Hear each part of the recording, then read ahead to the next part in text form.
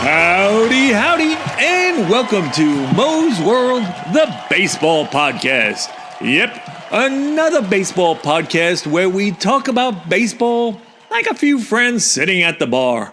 We're excited to bring you our latest episode.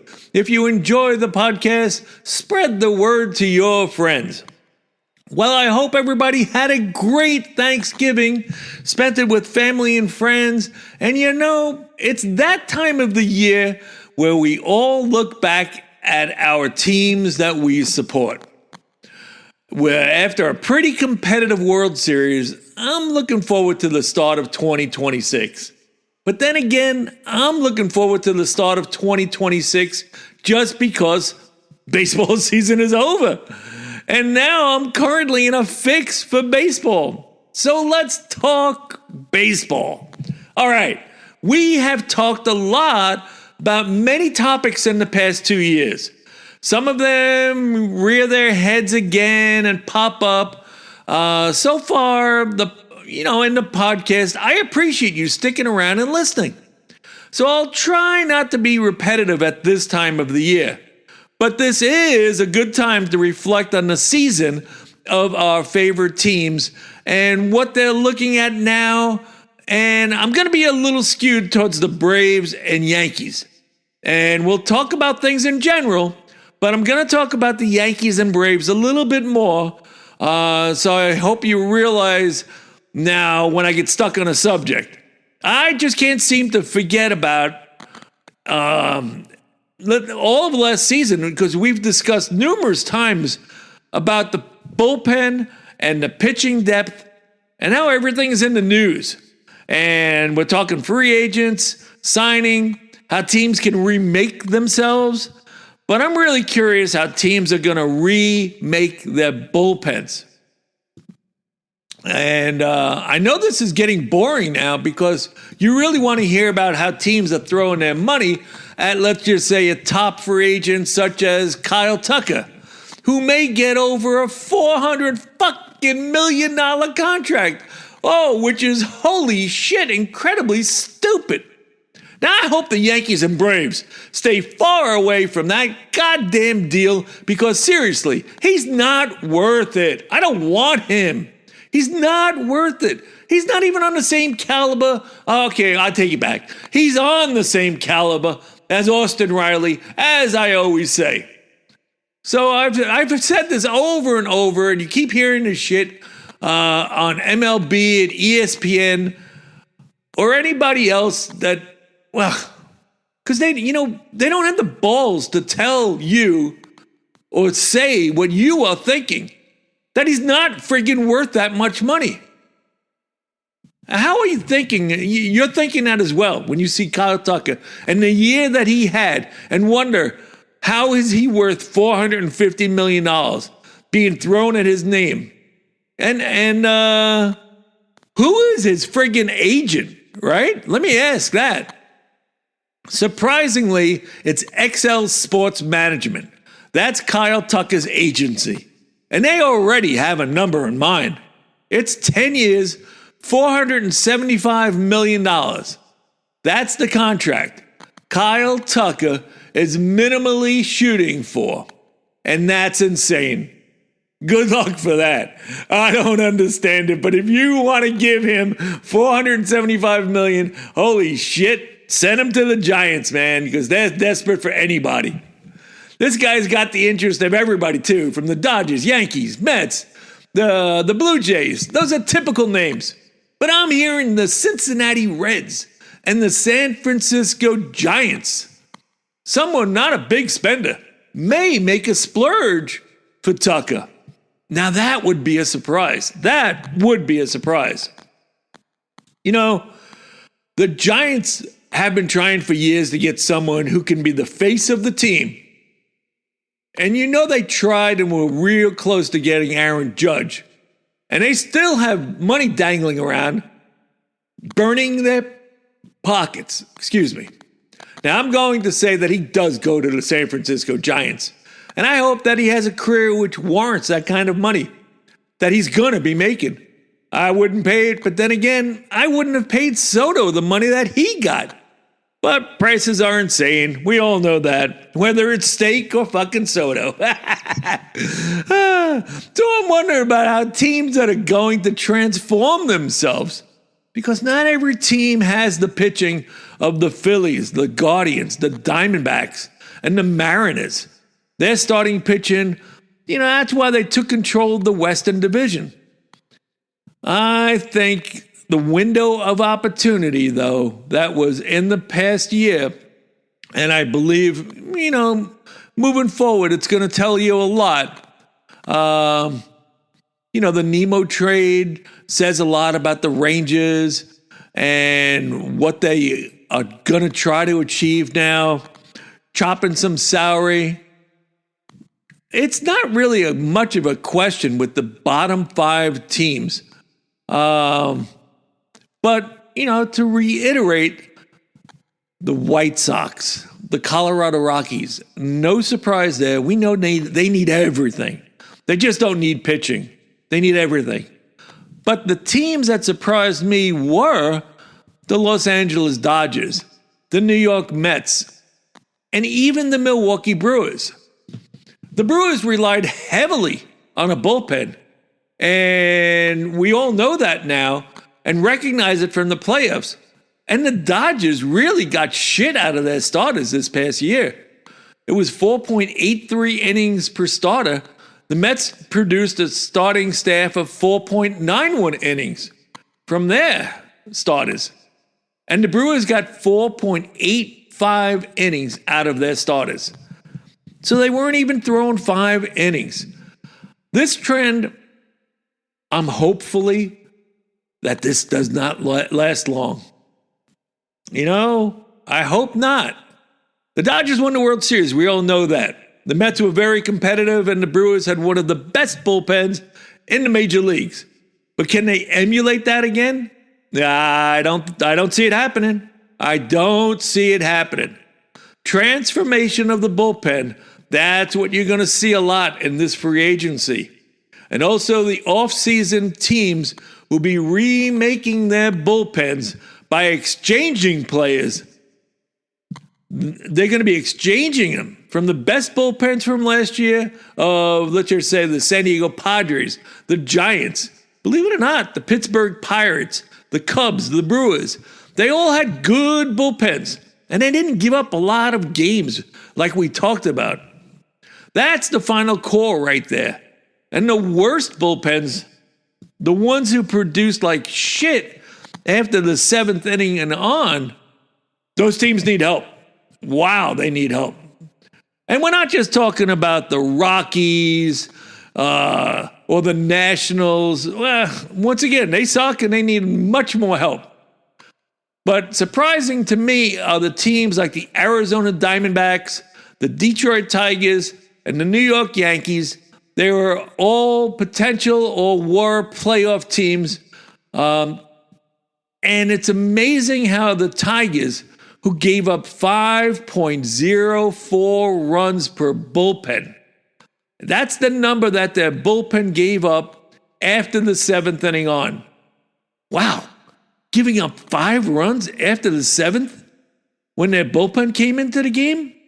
And the Yankees were right behind them, giving up 4.88 runs per bullpen game?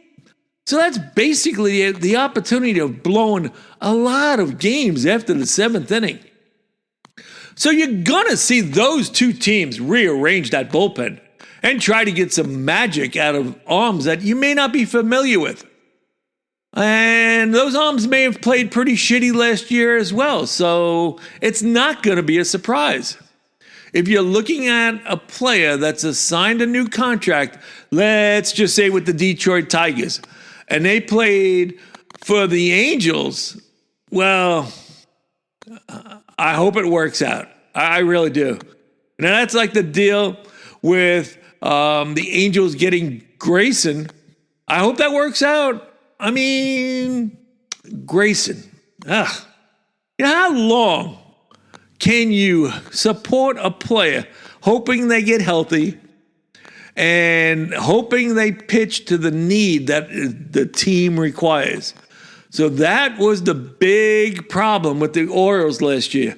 They got off to a shit start. They couldn't hit, which made it worse. They couldn't pitch, and their relievers sucked. And they can't rely on Grayson coming through and bouncing back and having a good, healthy season.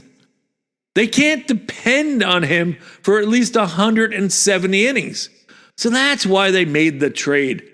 It really, I think, had little to do with how the bat of Ward fit into their lineup.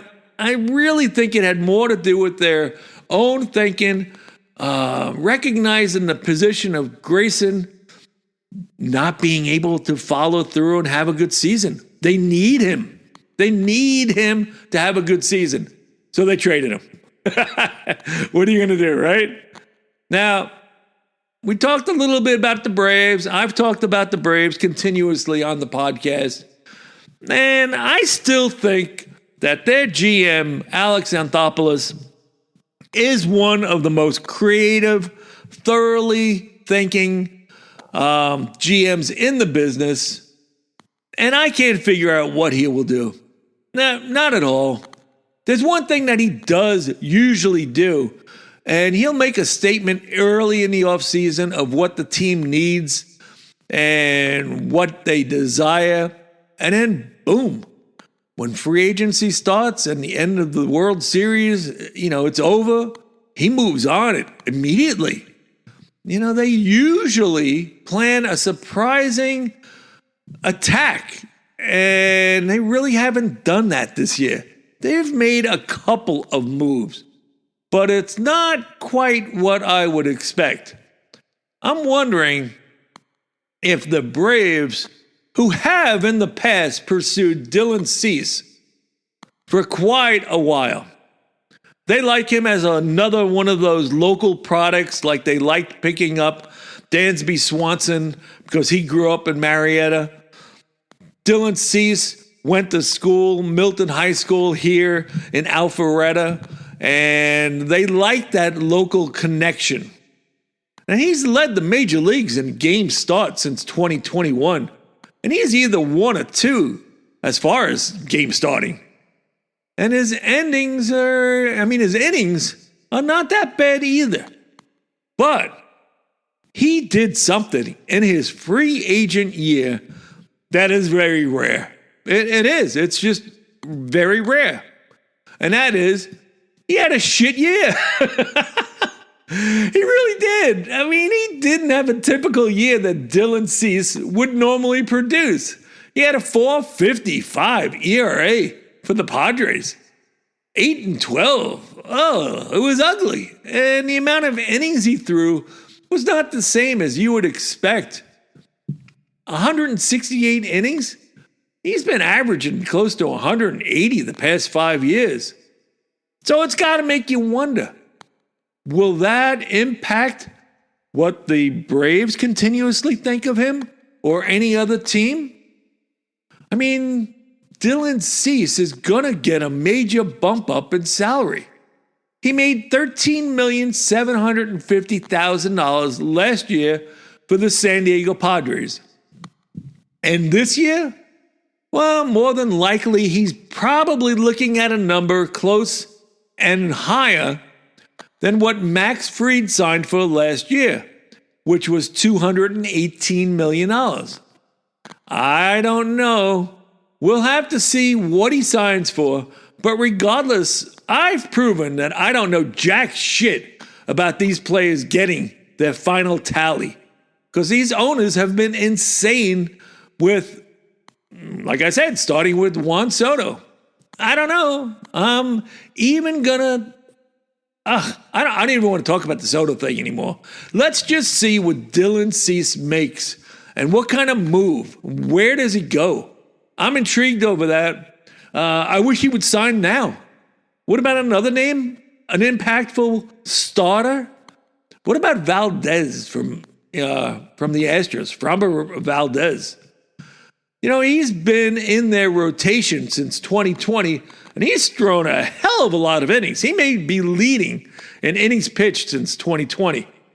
He has 73 wins since the start of 2020. And that ties him with Max Fried for the most in the majors. And he struggled in the playoffs, and he struggled his last, I don't know, was it 10 starts of the regular season? It made it difficult for the Astros to depend on him. And I believe they're willing to let him walk. I think the Astros recognize that their window is being shut. And the only reason it's open is because of the inconsistent, shitty play of the Seattle Mariners, who do not want to take the title of the team to beat in the West. So we'll see. But I think those are the two pitchers that you got to look for as far as starting pitchers moving. And looking at the relievers, woohoo! Wow. I'm telling you, get ready. Get ready because you're going to see a lot of names being swapped. And they may not have had good years, but they're going to be swapped. I really can't see the Mets letting Edwin Diaz go. He had a good season last year. And I know I've called it the year of the imploding bullpen, but you can't blame shit on him. He was 28 out of 31 on saves. He had a 1.63 ERA. He was on target most of the year. And he's opting out of the final 2 years and $37 million of his contract. And he's 31. So what is he looking for? Do you think that he's looking for another long-term deal? Now, a long-term deal for a reliever is anything over 4 years, right? 3-4 years. So he set the record for a 3-year contract for $102 million. Is he looking to duplicate that? Another 3 or 4 year contract? He's got to be looking for more. He opted out with that number. There's a lot of names. I'm not even going to go through the names. You guys are all fully aware of it. But as I said, the Yankees have 2 of them. 2 top performers who were top performers. Now, if you're a Yankee fan, the name is going to make you cringe right now. Devin Williams and Luke Weaver coming in back-to-back in a game that was 3-2. Devin Williams gives up 3 runs. Now it's 5-2. And Luke Weaver comes in and gives up 2 runs. Now it's 7-2 in the bottom of the 7th. Game over. Sound typical? Yeah, because that was a typical bullpen performance but from those 2 knuckleheads. So I don't want to see any more of that. Just let them pick up somebody new. And we'll see what happens once again. But here's a name I'm going to throw at you guys. The Oakland A's. Or the A's of wherever they're going to play. Now, the A's are going to be almost a 500 team this year.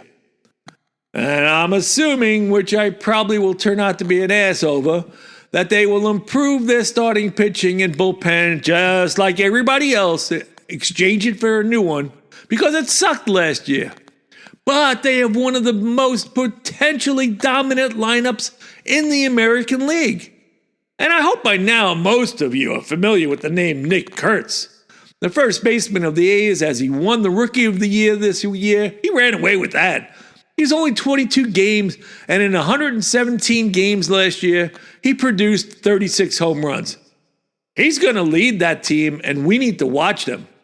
Absolutely an interesting thought. Now, there's been talk about Shohei Ohtani and Aaron Judge increasing the amount of MVPs that they won. They've already won, Ohtani is 4-time winner, and Judge is a 3-time winner. Now, Aaron Judge is running out of time just because, time doesn't slow down. If he wins 2 more MVPs, that would be amazing. But who does he have to worry about? I do believe it's Nick Kurtz. I think you're looking at potentially the future MVP of the American League, and he's sitting on the A's. What about hitting? Yep, there are some teams they're going to have to remake their lineups to be more competitive. And what about the damned if you do, damned if you don't analogy of the Kansas City Royals? You guys know that I supported them last year, and that's because they had such good starting pitching and their bullpen was kick-ass. So consistent, and they had a good year. But they're hitting 26th in the American League, and it sucked so bad So will they trade one of their pitching prospects or maybe a starter or someone from the bullpen and try to get more consistent hitting results? It's a temptation. I don't know, but that's a team I'm going to look at again, especially with the year the Detroit Tigers ended on. This is a division that we need to watch this year. Because you've got potentially the Tigers, the Guardians, the Royals, all having the capability of winning the division. They all have their problems, but I like the pitching on the Royals the best. There's a thing with the Kansas City Royals why I'm so intrigued over them, because they are like old-time hitters. They were 30th in the major leagues this year in striking out. What team did we make a big shit about in the World Series about their contact effort and how they persevered through all the changes and everything that they faced? The Toronto Blue Jays. And they were 29th with 1,099 strikeouts, and the Kansas City Royals sat below them with 1,096 strikeouts as a team.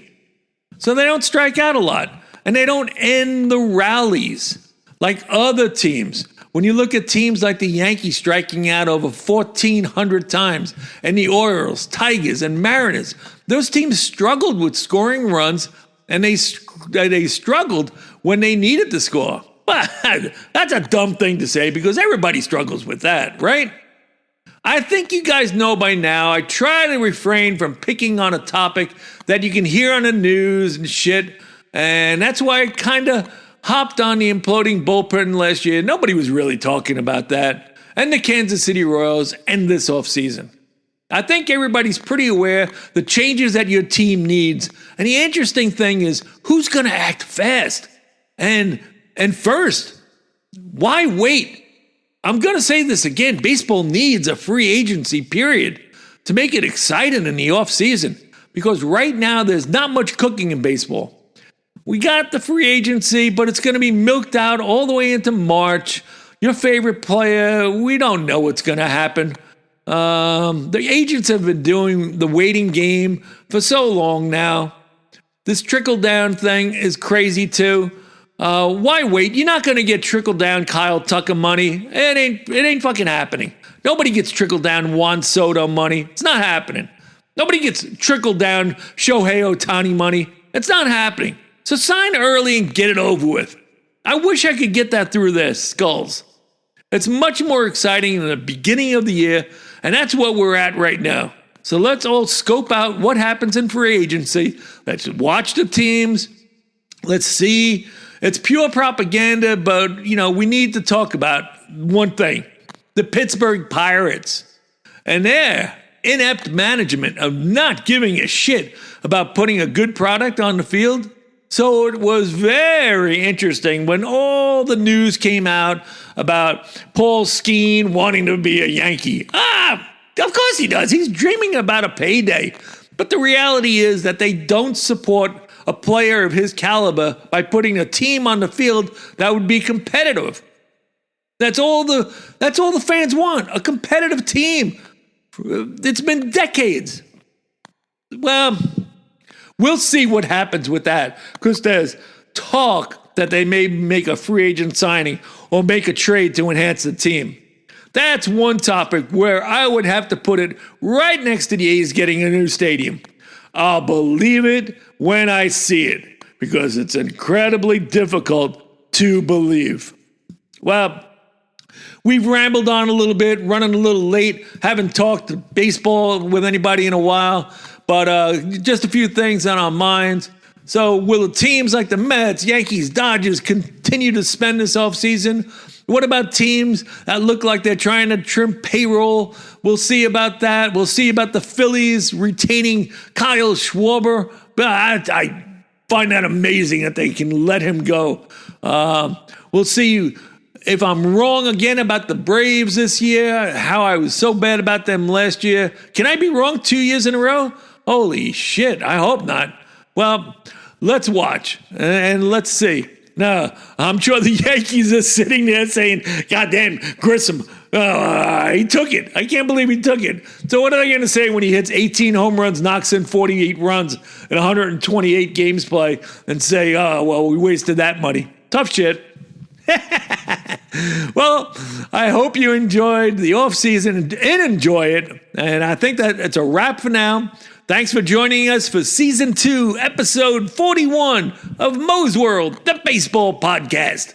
We are now in our off-season schedule of new episodes every other Friday, each episode lasting approximately 20 minutes or a little longer. We appreciate your support and encourage you to share the podcast with your friends. Our next episode will be released in 2 weeks on Friday, December 12th. We look forward to seeing you then. In the meantime, ask yourself, whose world is it? It's Mo's World.